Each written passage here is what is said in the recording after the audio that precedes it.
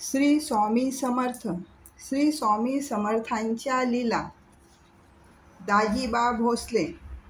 श्रीमंत राजेसाहेबांचा कारभारी दाजीबा भोसले हा मनुष्य कडवा असून निर्दयी होता. त्यास त्याच्या वाईट आचरणावरून इंग्रज सरकारातून अक्कलकोटाहून हद्दपार केले होते.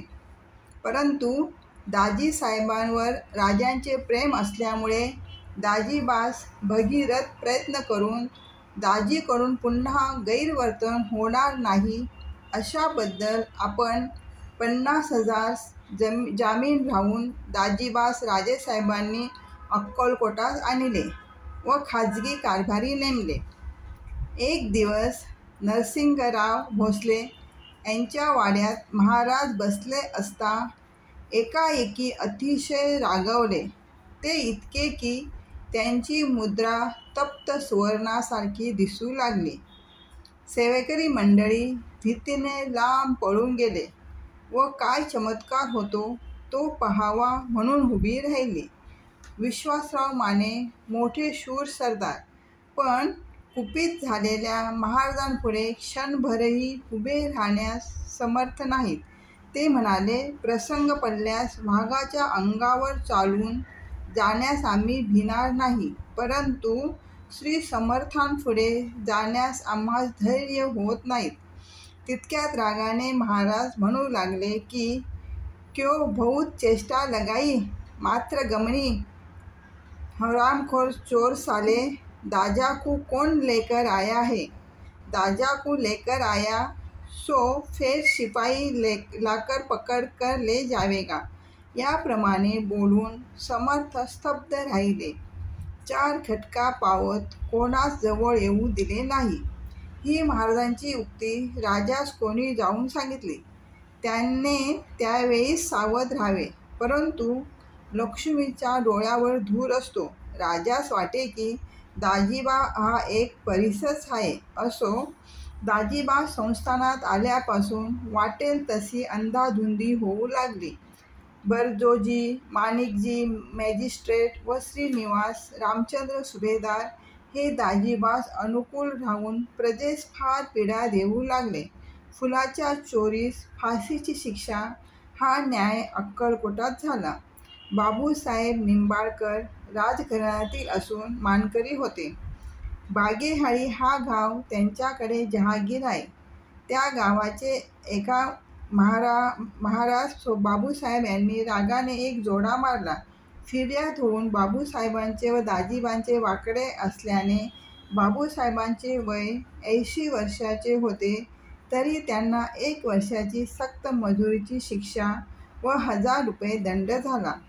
नारायणराव सोलापूरचे वकील हे अक्कलकोटच्या रस्त्याने जात असता एका इसमास धक्का लागून त्याचे पागोटे पडले. काही बाचाबाच होऊन फिर्याद झाली. आकसाने त्यास 1 महिन्याची सक्त मजुरी शिक्षा झाली. अब्रूदार गृहस्थास अक्कलकोटात जाण्याची राहण्याची भीती वाटू लागली. श्रीनिवास रामचंद्र यांचाही प्रजेवर जुलूम होऊ लागला. चिंतोपत अप्पा टोळ हे कारभारी असता अक्कलकोटची जमाबंदी 1,15,000ची होती. त्यांनी लोकांस खुश ठेवून राजाचे नुकसान केले नव्हते. दाजीबा भोसल्यांचा असा सल्ला पडला की टोळ याने सरकारचे नुकसान केले, म्हणून मागील कौल रयतेपासून घेऊन राजेसाहेबांच्या सल्ल्याने जाळून टाकले व साऱ्यांचा चढ रयतेवर बसविला. तेणेकरून प्रजा त्रस्त होऊन हजारो अर्ज कौन्सिलपर्यंत गेले. हे अर्ज करण्याच्या कामी शंकरराव नाना सर देशमुख यांचे अंग आहे. अशा वैमा करून त्यास बोलावून दाजीबाने त्यास नजरकैदेत ठेवले. सर देशमुख यांनी सवड साधून रात्री आपली सुटका करून घेतली व सोलापुरात जाऊन तेथे पॉलिटिकल एजंट यांच्याकडे रयतेवर जुलूम होत आहे अशाबद्दल फिर्याद केली. असो, अक्कलकोट संस्थान जप्त होणार अशी जिकडे तिकडे दाट बातमी लोक बोलू लागले.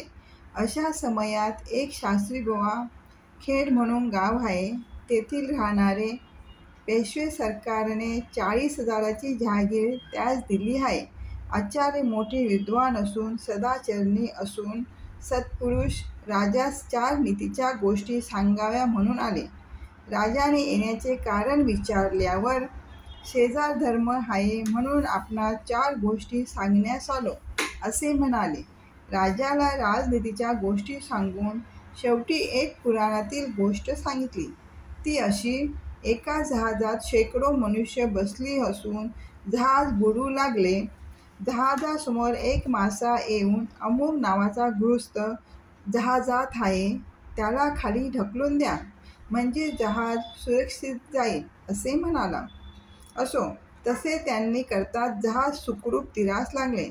तसे या संस्थानरूपी जहाजात तसा एखादा मनुष्य असल्यास त्यास सोडून संस्थान जतन करावे असे सांगून आचार्य गावी गेले. वैभवाच्या ज्याच्या डोळ्यावर धूर असतो त्याला हा बोध थोडाच ठरणार. ते जाताच राजाने व दाजीबाने आचार्याची थट्टा केली.